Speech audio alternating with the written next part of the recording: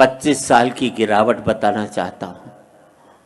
पहले कहीं बाहर जाना होता था तो बाप से पूछने की हिम्मत नहीं होती थी। माँ से कहता था माँ मुझे बाहर जाना, पिताजी से परमिशन दिलाते। माँ परमिशन दिलाती थी तो मैं बाहर जा पाता था। फिर मैं बाप की आज्ञा से बाहर जाने लगा। फिर मैं बाप को बता करके बाहर जाने लगा। फिर मैं बाप को बिगर बताए बाहर जाने लगा।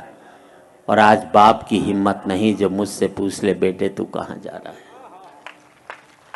पहले मैं माँ बाप के साथ रहता था, माँ बाप मेरे साथ रहते। फिर हमने बना लिया एक मकान, एक एक कमरा अपने लिए, एक एक कमरा बच्चों के लिए, एक रीडिंग रूम, एक वो बाहर छोटा सा ड्राइंग रूम उन लोगों के लिए जो मेरे आगे हाथ जोड़ते थे, एक वो अंदर बड़ा सा ड्राइंग रूम उन लोगों के लिए जिनके आगे मैं हाथ जोड़ता हूँ। बहुत अच्छा जी, वाह वाह वाह।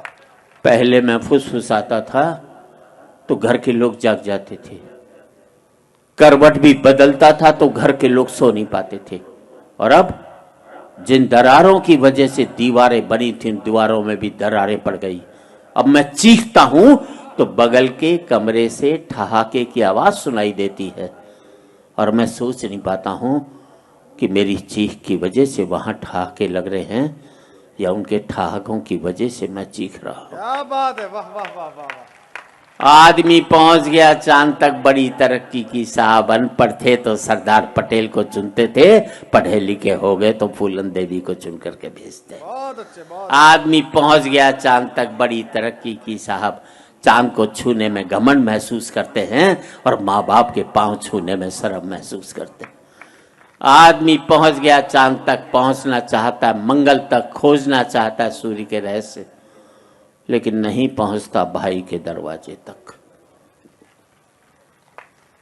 और आज इस समृद्धि की ऊंचाई पर बैठकर मैं सोचता हूं इसके लिए मैंने कितनी बड़ी खो दी ये खाइयां। क्या बात है, वाह। अंतिम पंक्तियां हैं, बात अच्छी लगे तो एक एक व्यक्ति की तालियां चाहूंगा।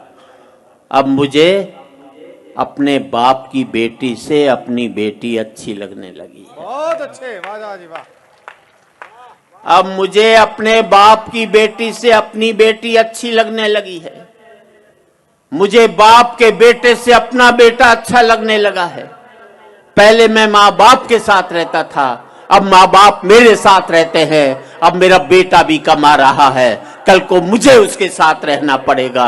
और हकीकत यही है दोस्तों, तमाचा मैंने मारा है तो तमाचा मुझे खाना भी पड़ेगा।